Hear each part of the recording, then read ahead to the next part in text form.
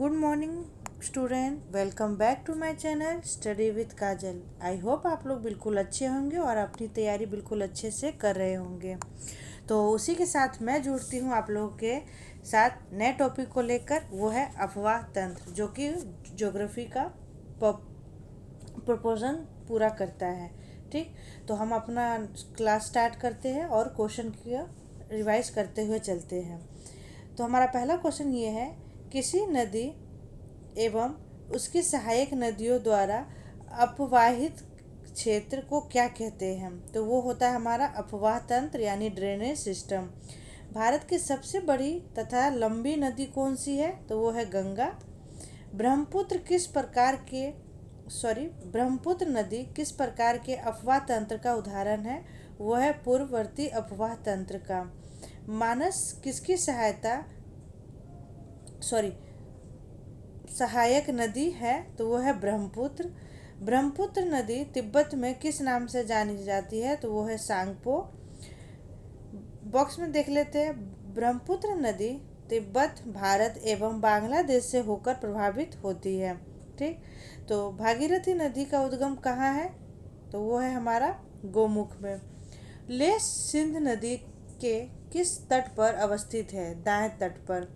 भारत की किन दो नदियों के उद्गम स्थल लगभग एक ही है? तो वो है हमारे ब्रह्मपुत्र और सिंधु नदी है, जिनका उद्गम स्थल क्या है? एक ही है। बांग्लादेश में गंगा नदी को किस नाम से जाना जाता है? तो पद्मा। ये फेवरेट क्वेश्चन है बीपीएससी का। गंगा नदी के तट पर स्थित सबसे बड़ा शहर कौन सा है? तो वो है हमारा कानपुर। गंगा की वह सहायक नदी कौन सी है जिसका उद्गम मैदानी भागों में हुआ है? तो वह है गोमती, पीलीभीत।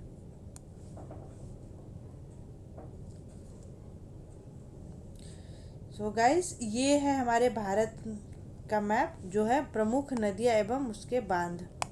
ओके, प्रमुख नदियाँ एवं वो बांध।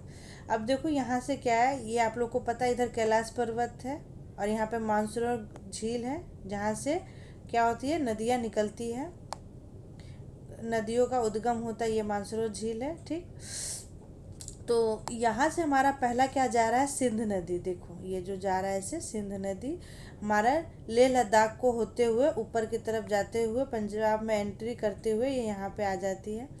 उसके बाद हमारा जो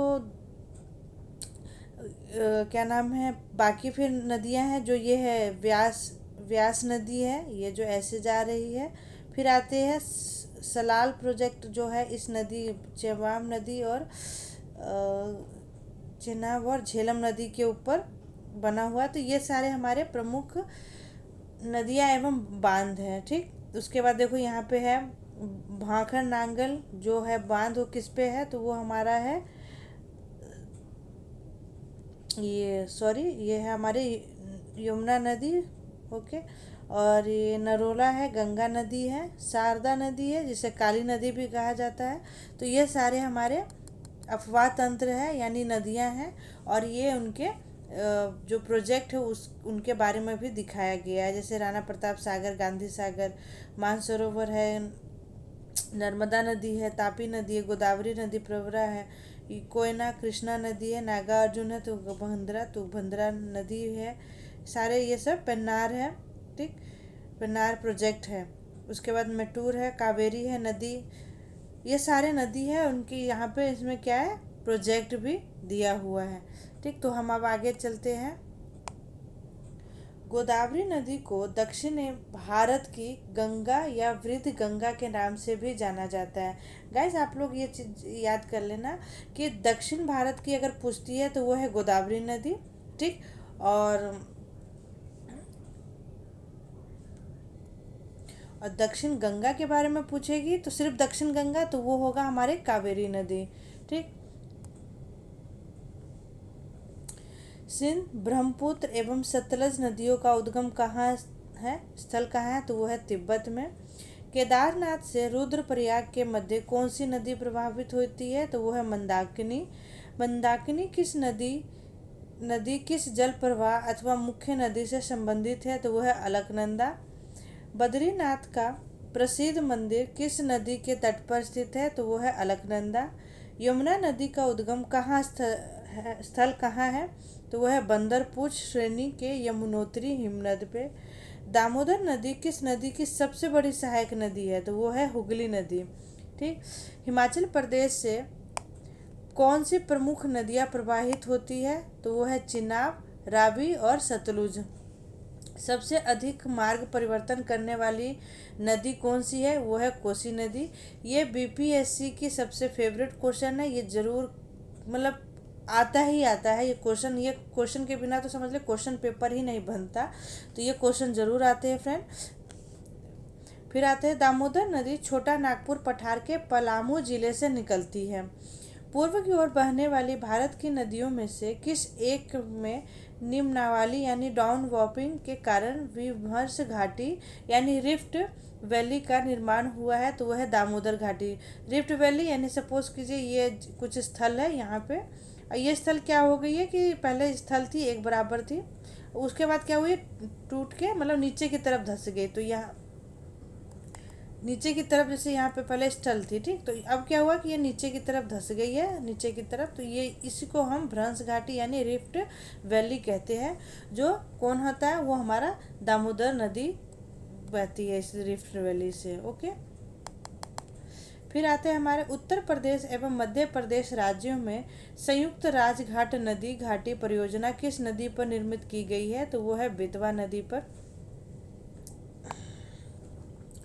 उसके बाद आते हैं भारतीय नदी प्रणाली, जैसे हिमालयीय नदी तंत्र है और प्रायद्वीपीय तंत्र। हिमालय आपको पता है जो ऊपर हिमालय है ये, और प्रायद्वीपीय वो होते हैं जो भारत के तीनों क्षेत्र का तीनों जो स्थल होते हैं वो तीनों ओर से पानी से घिरा होता है, तो उसको हम प्रायद्वीपीय क्षेत्र कहते हैं। तो यहाँ पे हो गया दो प्राणी में बांटे गए हैं, एक है हिमालयीय नदी तंत्र और एक है प्रायद्वीपीय नदी तंत्र, यानी दो भागों में बांट दिया, एक उत्तर की तरफ और एक दक्षिण की तरफ भारत को। ओके, तो हम उत्तर की तरफ देखते हैं सिंधु नदी तंत्र, गंगा नदी तंत्र और ब्रह्मपुत्र नदी तंत्र। ये ब्रह्मपुत्र नदी क्या है देखिए, सीक्वेंस देखिए, अगर हम पश्चिम से बात करते हैं तो हमारा उत्तर से पश्चिम होते हुए जैसे सिंधु नदी हो गया, बीच में हमारे गंगा नदी हो गया, और पूर्वोत्तर भारत में क्या होता है ब्रह्मपुत्र नदी। तो ये हमारे सीक्वेंस से हो गया। फिर आते हैं पश्चिमी घाट से उद्गम वाली नदियाँ, ठीक, और फिर आते हैं विंध्य श्रेणी से उद्गम होने वाली नदियाँ।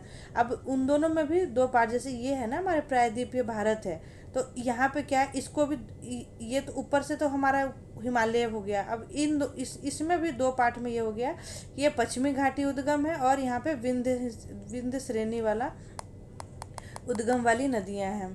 तो इसमें है कृष्णा नदी, गोदावरी नदी, कावेरी नदी, पेन्नार नदी। ओके, फिर आते हैं यहाँ पे विंध्य श्रेणी से, तो वो है महानदी, नर्मदा नदी, तापी नदी। ठीक, इन सब का जो मुहाना है वो सब कहाँ किस तरफ है? तो ये सब का मुहाना है पूर्वी की तरफ मुहाना, यानी इस तरफ जाता है, इस तरफ मुहाना, और इनका मुहाना महानदी छोड़ के नर्मदा तापी का मुहाना क्या है? इस तरफ है, भारत के इस तरफ है।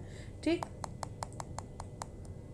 भारत की किस नदी पर विश्व का सबसे ऊंचा पुल बनाया गया है? तो वो है चिनाब पर।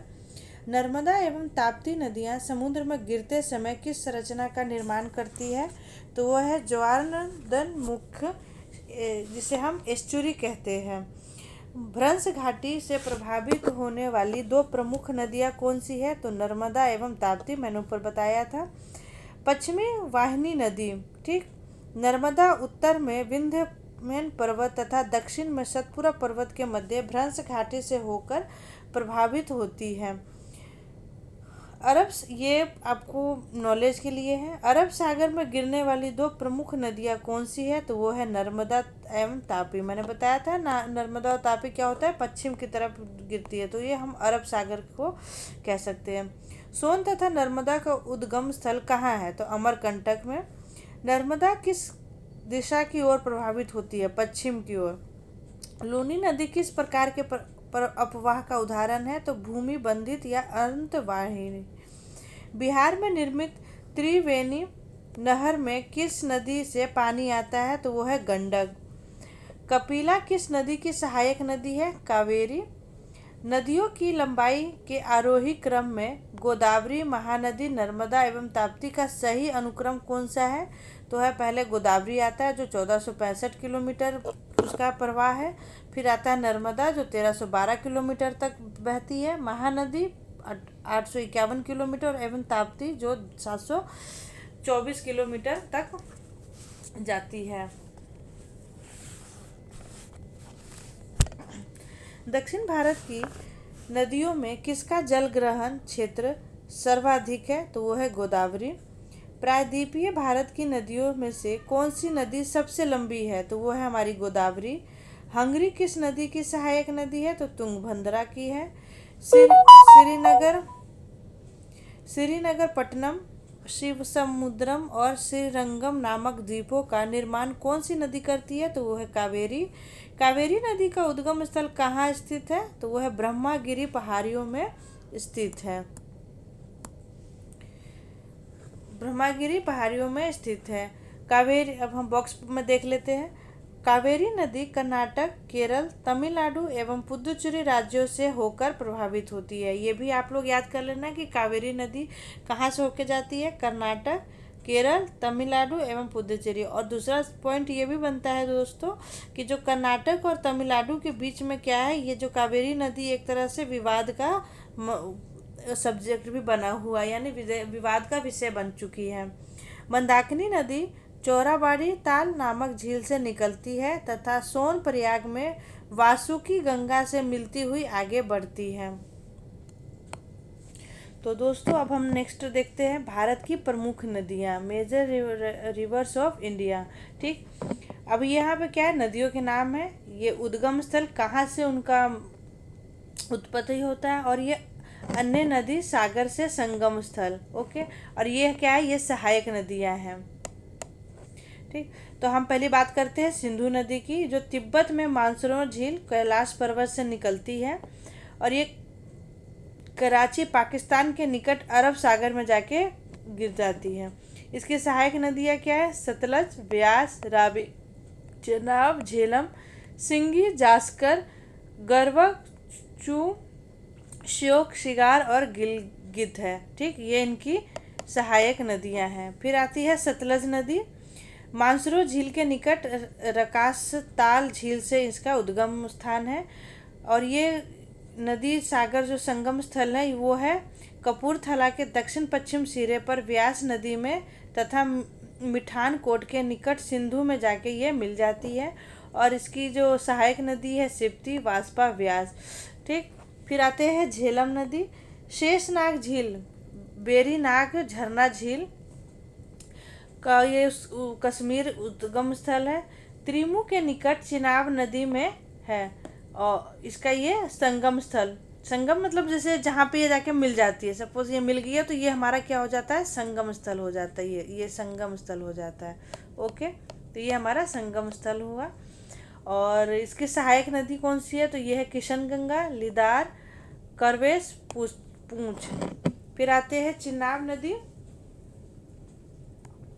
चिनाब नदी और इसके जो संगम स्थल क्या है? लाहुल में बराचला दर्रे के विपरीत दिशा में चंद्र जमा भागा में है और त्रिमू के निकट झेलम नदी में इसका संगम स्थान है। उद्गम कहाँ से हुआ है? चंद्रभागा से। और रावी, चंद्रा और भागा इसका क्या है? सहायक नदियाँ हैं। रावी नदी कांगड़ा जिले हिमाचल प्रदेश में हिमालय के रोहतांग दर्रे से इसकी उद्गम हुई है। झांग जिले की सीमा पर चिनाब नदी में इसका सम्मेलन यानी कि संगम होता है और ये चिनाब है।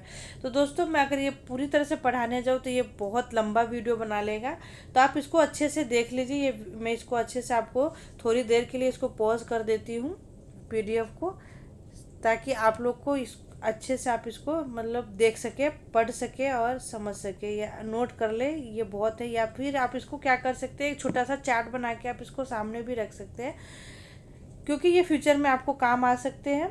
ठीक, 1-2 नंबर फ्रेंड्स इनसे ही बढ़ते भी है और इनके ना आने से घट भी जाते हैं और आगे जाके दिक्कत भी आती है। ओके, तो ये हमारे, आप इसको स्क्रीनशॉट करके ले लेना। ये मैंने छोटा कर दिया है, छोटा कुछ ज़्यादा हो गया, फिर भी आप देख लेना। ओके, चलो फिर मैं आगे फिर देखते हैं, नेक्स्ट स्लाइड देखते हैं। साबरमती नदी का उद्गम अरावली पर्वतमाला राजस्थान से होता है तथा यह आगे जाकर खंबात की खाड़ी में मिल जाती है।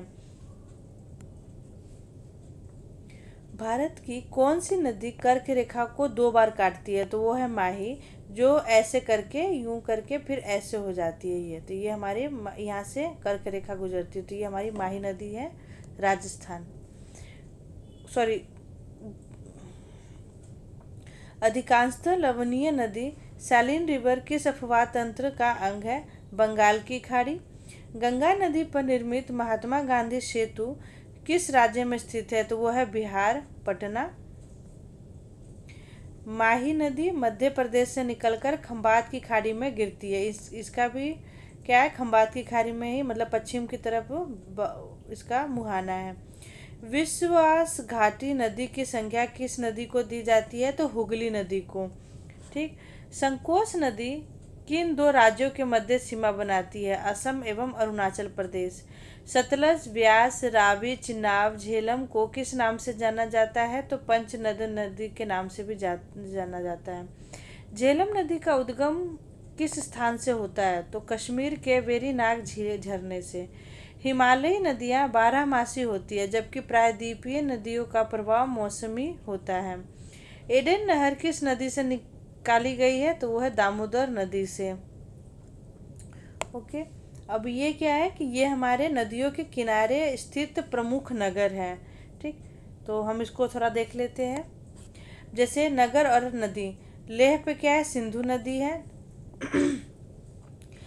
कानपुर नगर में, मतलब कानपुर गंगा नदी के किनारे है। श्रावस्ती राप्ती नदी के, कोटा चंबल नदी के किनारे, पटना गंगा के नदी के किनारे, वाराणसी गंगा नदी के किनारे, गया फाल्गु नदी के किनारे, दिल्ली यमुना नदी के किनारे, फरुखाबाद गंगा नदी के किनारे, बैतूल ताप्ती, बद्रीनाथ अलकनंदा, विजयवाड़ा कृष्णा नदी के पास है, कुर्नूल यमुना नदी के पास है, डिब्रूगढ़ ब्रह्मपुत्र नदी के पास है, पुणे मूलापुथा के पास है, चेन्नई अडेयार के पास है, कोलकाता हुगली के पास है, श्रीनगर पट्टनम कावेरी नदी के पास है, गुवाहाटी नगर ब्रह्मपुत्र के नदी के पास है, पंढेरपुर भीमा नदी के पास है, होशंगाबाद नर्मदा नदी के पास है, नलौर पेन्नूरी के पास है, तंजावुर नगर कावेरी नदी के पास है, संबलपुर महानदी के पास है।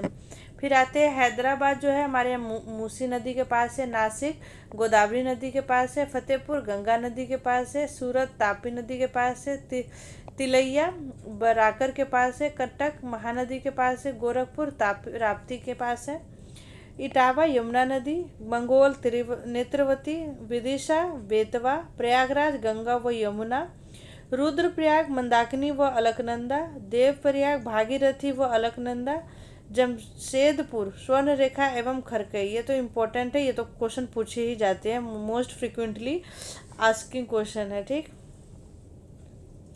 तो ओरछा जो है बेतवा नदी के पास है, भरूच नर्मदा नदी, अयोध्या सरयू घाघरा नदी, विष्णुप्रयाग धौली गंगा व अलकनंदा, रावत भाटा चंबल नदी के, जौनपुर गोमती नदी के, मंडी व्यास नदी के, लुधियाना सतलज नदी के, पणजी पांडवी नदी के पास है, बक्सर गंगा नदी के पास है, नासिक गोदावरी नदी के पास है, भुवनेश्वर महानदी के पास है, जबलपुर नर्मदा के पास है, बलिया गंगा के पास है, कनौज गंगा के पास है, लखनऊ गोमती के पास है, उज्जैन क्षिप्रा के पास है, अहमदाबाद साबरमती नदी के पास है, बंगलुरु विश्वम भावती के पास है, हाजीपुर गंडक के नदी के पास है, आगरा यमुना नदी के पास है, भागलपुर गंगा नदी के पास है, धुबरी ब्रह्मपुत्र नदी के पास है, सांची बेतवा के पास है, मुंगेर गंगा नदी के पास है, ग्वालियर चंबल नदी के पास है, श्रीनगर झेलम के पास है, मुरादाबाद रामगंगा के पास है, तिरुचिरापल्ली कावेरी नदी के पास है, हरिद्वार गंगा नदी के पास है, चंबा रावी के पास है, गांधीनगर साबरमती के पास है, नाड़ेर गोदावरी के पास है, मुदूरी वेगई के पास है, हावड़ा हुगली के पास है, अजमेर लूनी के पास है। तो ये हमारे जो नगर है वो किस नदियों के किनारे बसे हैं, वो सब इसमें दिया गया है। ठीक। फिर आते हैं फतेहपुर, प्रयागराज, कानपुर, वाराणसी, पटना, भागलपुर आदि गंगा नदी के तट पर स्थित है। तो गाइस क्वेश्चन भी आपका ये बन के आ जाता है कि गंगा नदी पे कौन कौन से नगर बसे हुए हैं। तो यहाँ पे ऑप्शन में ये सब दिए रहेंगे, ऑप्शन में ये सब दिए रहेंगे। ठीक। तो आप इसको अच्छे से रट लीजिए, समझना है समझ लीजिए, पढ़ना है पढ़। फिर आते हैं नेक्स्ट, जलप्रपात और झीलें। कर्नाटक में स्थित गोकक जलप्रपात किस नदी पर स्थित है? तो घाट प्रभा नदी के। हुंडरू जलप्रपात किस नदी पर अवस्थित है? तो वह है सुवर्ण रेखा यानी स्वर्ण रेखा नदी पर। त्योसो मोरारी झील किस राज्य में स्थित है? तो वह है लद्दाख में। जोग जलप्रपात किस नदी पर स्थित है? शरावती नदी पे। बॉक्स में क्या कह रहा है? चिल्का झील उत्तरी सरकार तट पर उड़ीसा राज्य में स्थित है। ठीक है फ्रेंड। भारत के किस जलप्रपात को नियाग्रा जलप्रपात के नाम से भी जाना जाता है? तो वह है चित्रकूट जलप्रपात। ऊंचाई 29 मीटर है। चित्रकूट जलप्रपात छत्तीसगढ़ राज्य में इंद्रावती नदी पर स्थित है। ओके। भारत की सबसे बड़ी कृत्रिम झील कौन सी है? तो वह है गोविंद सागर झील। भारत की खारे पानी की सबसे बड़ी अंतःस्थलीय झील कौन सी है? तो वह है सांबर झील जो राजस्थान में है। दूध सागर जलप्रपात पश्चिमी घाट में गोवा और कर्नाटक की सीमा पर मांडवी नदी पर स्थित है। ठीक। जलप्रपात धुआंधार जलप्रपात मध्य प्रदेश के जबलपुर में किस नदी पर स्थित है? तो वह नर्मदा नदी पर। वसुधारा जलप्रपात किस नदी पर स्थित है? तो वह अलकनंदा नदी पे। पुलकित झील भारत के 2 राज्यों आंध्र प्रदेश तथा तमिलनाडु की सीमा पर स्थित है। भारत के मीठे पानी की सबसे बड़ी झील कौन सी है? तो वह है वुलर झील जम्मू कश्मीर। ओके। फिर यहाँ पे आते हैं भारत में स्थित प्रमुख जलप्रपात। ये क्या है? प्रमुख जलप्रपात है जिनसे क्वेश्चन बनने की ज़्यादा आशंका यानी होप रहती है। तो हमारा जलप्रपात का नाम क्या है? दूध सागर। नदी किस? मांडवी। और राज्य कौन सा है? गोवा और कर्नाटक की सीमा पर। धुआंधार नर्मदा जबलपुर मध्य प्रदेश में। नोहकालिकाई ठीक मेघालय में है। अमृतधारा देवधारा हसदेव नदी है और छत्तीसगढ़ कोरिया गांव है। केंदाई जो है छत्तीसगढ़ में है। दूधधारा नर्मदा मध्य प्रदेश में। ये दूध सागर है और ये दुग्ध धारा है। हुंडरू जो है सुवर्ण रेखा रांची झारखंड में है। जोग गरसोप्पा शरावती कर्नाटक में है। शिव समुद्रम कावेरी कर्नाटक में है। कपिलधारा नर्मदा अनूपपुर मध्य प्रदेश में है। चित्रकूट इंद्रावती बस्तर छत्तीसगढ़ में है। जोहा गौतम धारा राढ़ू नदी पर है रांची झारखंड में है। चुलिया चंबल नदी के राजस्थान में है। ठीक। फिर यहाँ है भारत की प्रमुख झीलें। झील है और संबंधित राज्य मतलब कहाँ कहाँ है? जैसे वेवनाड झील केरल में है।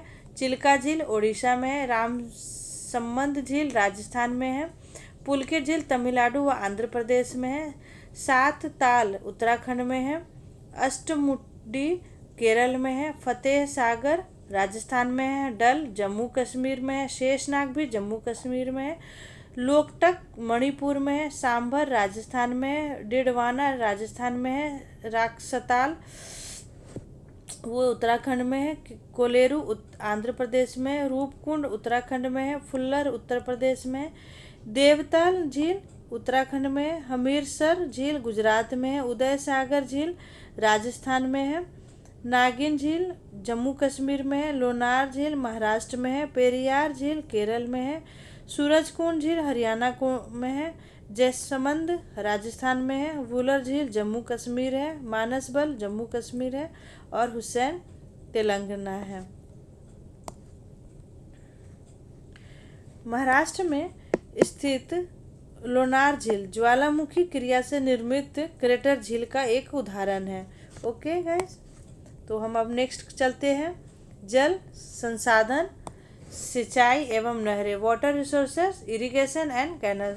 ठीक। भारत में जल संसाधन के स्रोत देखिए जल हमें कहाँ कहाँ से मिलती है। एक तो है धरातलीय पृष्ठ जल।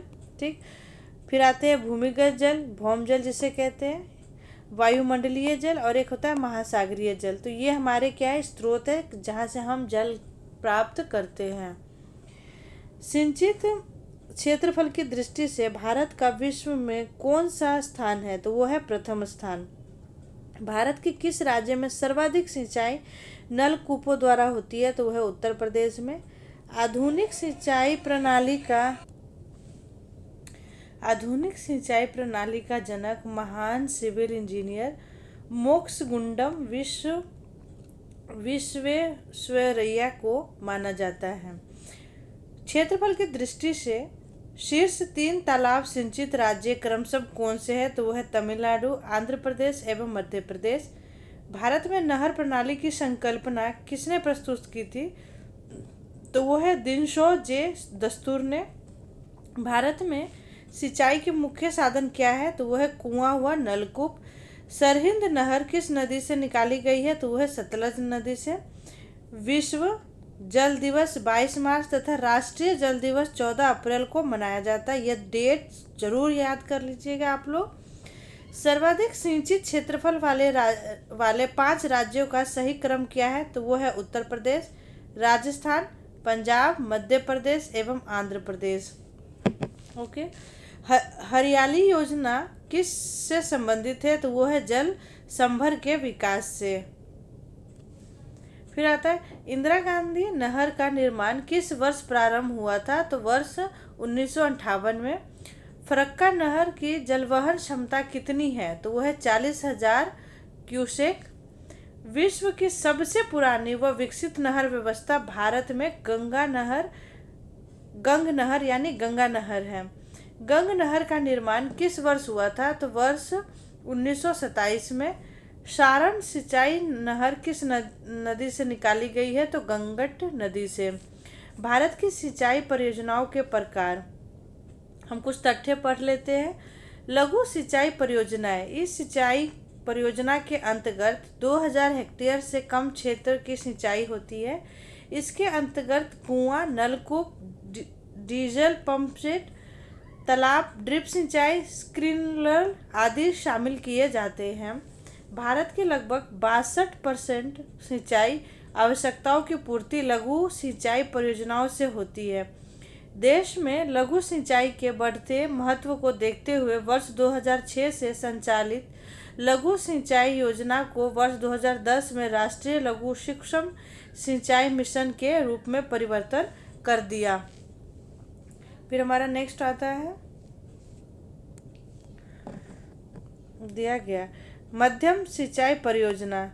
तो यह इस सिंचाई परियोजना के अंतर्गत 2000 से 10,000 हेक्टेयर तक क्षेत्र की सिंचाई होती है। इनमें नहरी सिंचाई प्रमुख है क्योंकि छोटी नहरों को इसी वर्ग में रखा जाता है। फिर आते वृहद सिंचाई परियोजना। इनसे 10,000 हेक्टेयर से अधिक क्षेत्रों की सिंचाई होती है। इसके लिए बड़े बांध बनाकर नहरें निकाली जाती है।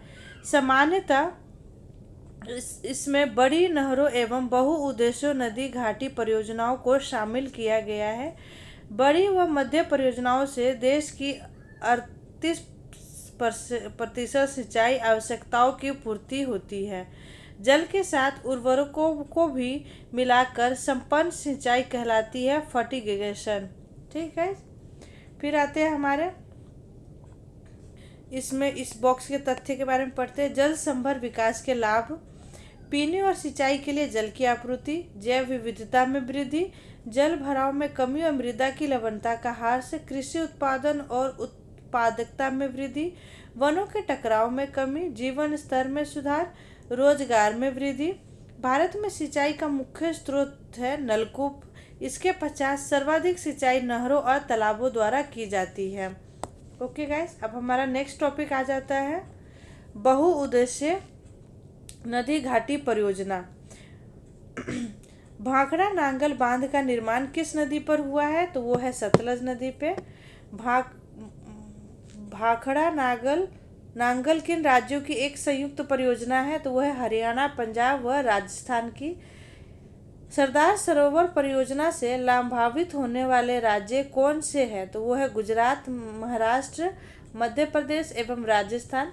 दामोदर परियोजनाओं में कौन से राज्य सम्मिलित है? तो वो है पश्चिम बंगाल, झारखंड। बॉक्स में हम तथ्य पढ़ते हैं तो हम पाते हैं क्या है कि सरदार सरोवर बांध से सर्वाधिक लाभ गुजरात राज्य को है, जबकि सबसे कम लाभ मध्य प्रदेश को मिलता है। फिर हमारा नेक्स्ट क्वेश्चन बन जाता है ओंकारेश्वर परियोजना किस नदी पर स्थित है? तो वह है नर्मदा नदी पर। हीराकुंड बांध किस राज्य में है? ओडिशा राज्य में। भारत का सबसे पुराना जल शक्ति उत्पादन केंद्र कौन सा है? शिव समुद्रम में। तपोवन और विष्णुगढ़ जल विद्युत परियोजनाएं किस राज्य में स्थित है? तो उत्तराखंड में। नागार्जुन सागर परियोजना किस नदी पर निर्मित है? तो कृष्णा नदी पे। देखिए, कृष्ण जी थे और नाग क्या थे? बलदेव। ठीक, हम इसको एक ट्रिक के हिसाब से मैं बता देती हूँ। ये मेरा पर्सनल, मैं अपना पर्सनल ट्रिक बता रही हूँ जिससे हम याद कर सकते हैं। तो मेरा जो पर्सनल ट्रिक है, जैसे कृष्णा नदी पे, तो वो नागा सागर यानी नागा अर्जुन सागर है। नागा अर्जुन यानी कृष्णा से दो चीज़ रिलेटेड है। एक तो ये कि नागा यानी कि बलदेव जी थे, जो नाग थे, तो उन्होंने बलदेव का रूप लिया। और एक अर्जुन जिन्होंने सारथी, सागर यानी सारथी बन के थे। तो हम ऐसे भी कर सकते हैं। उसके बाद आता है नागा अर्जुन सागर परियोजना किन दो राज्यों में स्थित है? तो आंध्र प्रदेश और तेलंगाना में। ओके, अब देखिए, इसमें हम ये कह सकते हैं कि तेलंगाना है। ओके, तो पहले क्या, पहले आंध्र प्रदेश मानते, तो आंध्र प्रदेश क्या था कि पहले एक था, फिर बाद में ये बट के आधा हो गया, आंध्र प्रदेश और तेलंगाना हो गया। तो हम ऐसे भी याद कर सकते हैं, आंध्र प्रदेश तेलंगाना। ठीक, फिर आते हैं बहुउद्देश्य। बहुउद्देश्य में क्या है? बहुउद्देशीय पोलावरम सिंचाई परियोजना ओडिशा, छत्तीसगढ़, आंध्र प्रदेश एवं तेलंगाना राज्यों के मध्य विवादित है। फिर आते हैं नेक्स्ट क्वेश्चन, गांधी सागर बांध किस परियोजना का भाग है? चंबल परियोजना का भाग है। जवाहर सागर बांध किस राज्य में स्थित है? आप ये भी जानते हैं कि चंपारण से सत्याग्रह चालू हुआ था, तो चंपारण को तो पता है, से चंपारण गांधी जी। ठीक, तो उसी तरह से चंबल परियोजना, गांधी सागर बांध भी, हम इसको ऐसे भी ट्रिक याद कर सकते हैं अगर आप लोग को याद हो तो। फिर आते हैं नेक्स्ट क्वेश्चन, जवाहर सागर बांध किस राज्य में स्थित है? तो राजस्थान में। हाँ, आप ये भी कह सकते हैं, जैसे सपोज कीजिए, मैं एक ट्रिक छोटा सा बताती हूँ कि यहाँ ये भारत था। ओके, ये भारत था और यहाँ पे थी लाहौर। ठीक, आप लाहौर है, और लाहौर यहाँ पंजाब, और ये हमारा नीचे राजस्थान है। ठीक, तो हम ऐसे भी याद कर सकते हैं लाहौर, तो गांधी सागर क्या कहते हैं? जवाहर सागर बांध, यानी कि जवाहर जी ने लाहौर पे दिया था। लाहौर किसे है? राजस्थान से सटा हुआ देश है। तो हम ऐसे भी याद इसको कर सकते हैं। ये मेरा अपना पर्सनल ट्रिक है, तो आप अगर आपको काम आता है तो इसमें कोई हर्ज की बात नहीं है। अदरवाइज आप लोग के पास अपना ट्रिक होगा तो आप उससे भी लर्न कर सकते हैं। ठीक, तो यह जवाहर सागर बांध किस राज्य में स्थित है? तो राजस्थान में। टिहरी बांध उत्तराखंड में किस नदी पर निर्मित किया गया है? तो वह है भागीरथी नदी पे। ओके, तिलैया, मैथौन एवं बेल पहाड़ी बांध किस नदी पर स्थित है, निर्मित है? तो वह है बराकर में। दामोदर घाटी निगम की स्थापना किस वर्ष हुई थी? तो वर्ष 1948 में। बॉक्स पढ़ लेते हैं, सतलज नदी पर बनाए गए हिमाचल बांध का मुख्य उद्देश्य भाखड़ा बांध में आने वाली तलछट मिट्टी को रोकना था। अगला क्वेश्चन देखते हैं, भारत में प्रथम जल विद्युत संयंत्र की स्थापना कहाँ की गई थी? तो वो है दार्जिलिंग में। ठीक है गाइस, तो आप लोग अच्छे से इसको अच्छे से याद कीजिए। फिर हम नेक्स्ट पढ़ते हैं, भारत की प्रमुख नदियों पर स्थित प्रमुख परियोजनाएं। ओके, तो अब हम ये सब परियोजनाएं देख लेते हैं। जैसे सतलज नदी पे कौन कौन सी परियोजना, ऐसे मैं मैप के थ्रू भी बता दी थी वहाँ पे, आप ऐसे भी याद कर सकते हैं। भाखड़ा, नागढ़, गोविंद सागर बांध, नाथपा, झाकरी बांध और काल बांध स्थित है किस पे? सतलज नदी पे।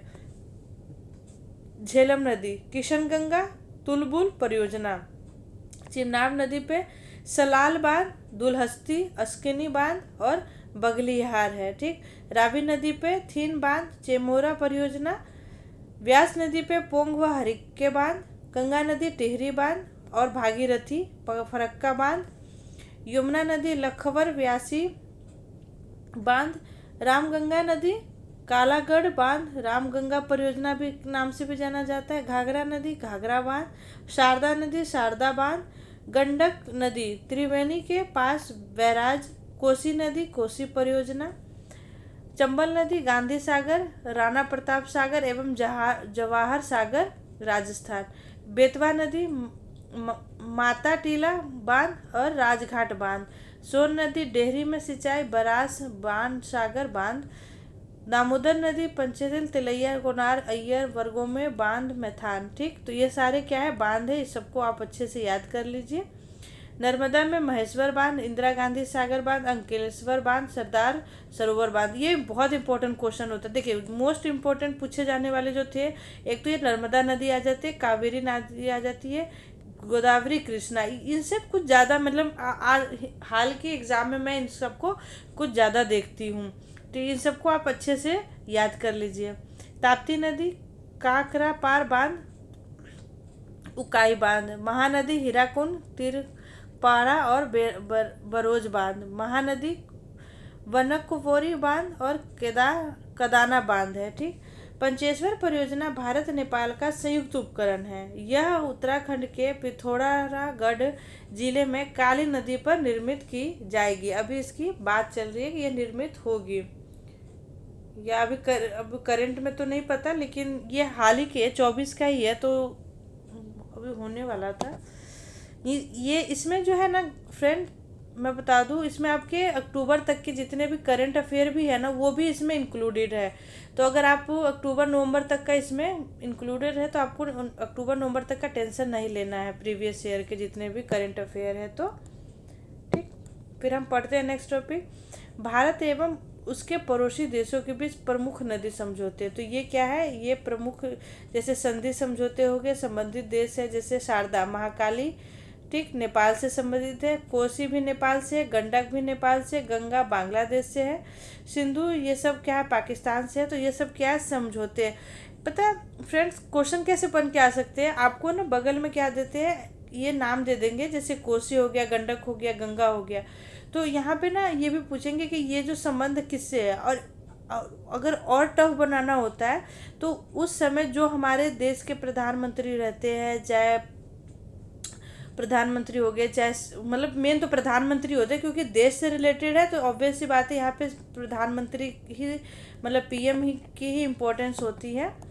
तो उनके बारे में पूछ लेते हैं कि जैसे सपोज करो कि अगर कोसी है और नेपाल के बीच में ये समझौता है, हमारे भारत और नेपाल के बीच में कोसी को लेकर कोई समझौता मान लेते हैं या संधि मान लेते हैं, तो नेपाल में कोसी बैराज के निर्माण के संबंध में वर्ष 1954 का समझौता 1966 में संशोधित किया गया।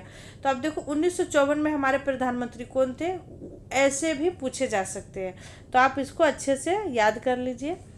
फिर आते हैं हमारे जल ढाका, चुखा, ताला, मांगदेचू आदि जल विद्युत परियोजनाएं कहाँ स्थित है। तो भूटान में भारत के सहयोग से निर्मित है वो।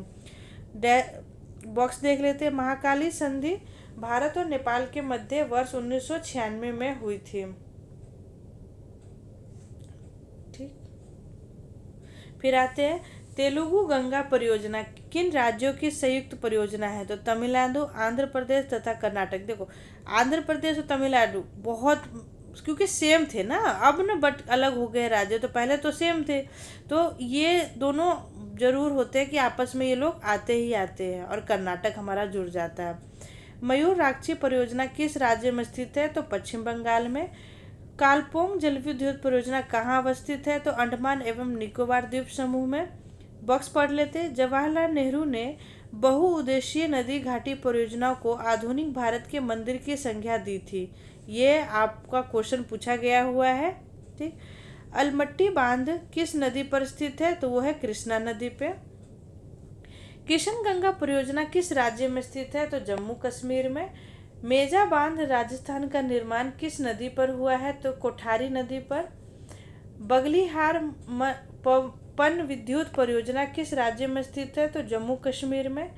सुइल नदी परियोजना किस राज्य में स्थित है। तो हिमाचल प्रदेश में। बॉक्स भी देख लेते हैं। बहुउद्देशीय परियोजनाएं सिंचाई के अतिरिक्त पेयजल आपूर्ति, बाढ़ नियंत्रण, जल विद्युत उत्पादन, नदी नहर परिवहन और पर्यटन आदि अनेक दृष्टि से महत्वपूर्ण है। कल्पसर परियोजना किस राज्य में अवस्थित है। तो गुजरात में। तीस्ता जल विद्युत परियोजना किस राज्य में स्थित है। तो सिक्किम में। दुलहस्ती जल विद्युत स्टेशन किस नदी पर निर्मित किया गया है। तो चिनाब पे।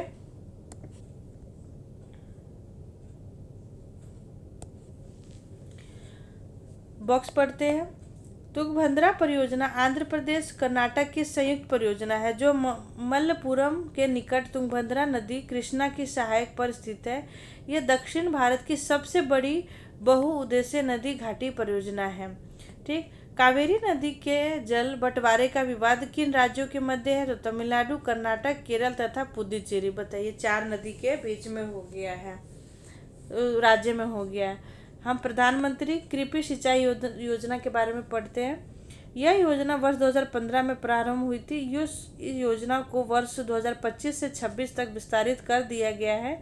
इस योजना का मुख्य उद्देश्य सिंचाई को प्रभावी बनाते हुए प्रत्येक क्षेत्र तक किसी न किसी माध्यम से सिंचाई सुविधा सुनिश्चित करना है। इस योजना का क्रियान्वयन जल संसाधन, नदी विकास एवं गंगा संरक्षण मंत्रालय, ग्रामीण विकास मंत्रालय तथा कृषि एवं किसान कल्याण मंत्रालय द्वारा किया जा रहा है।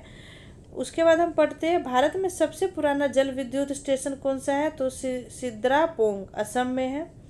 भारत राष्ट्रीय जल परियोजना नदियों को जोड़ने के लिए, ये बॉक्स देख लेते हैं, जैसे कोसी मेची को कोसी घाघरा, गंडक गंगा घाघरा यमुना, शारदा यमुना, गंगा दामोदर सुवर्णरेखा, महानदी गोदावरी, गोदावरी कृष्णा, केन बेतवा पार्वती, काली सिंध चंबल, पार तापी नर्मदा, दमन गंगा पिंजाल, बेड़ती वृद्धा, नेत्रवती, हेमावती। ठीक। जो नदियां हिमालय पर निर्माण के पूर्व से प्रभावित होती आ रही है उन्हें पूर्ववर्ती नदियां कहते हैं। ओके, तो अब हम नेक्स्ट पढ़ते हैं अपना।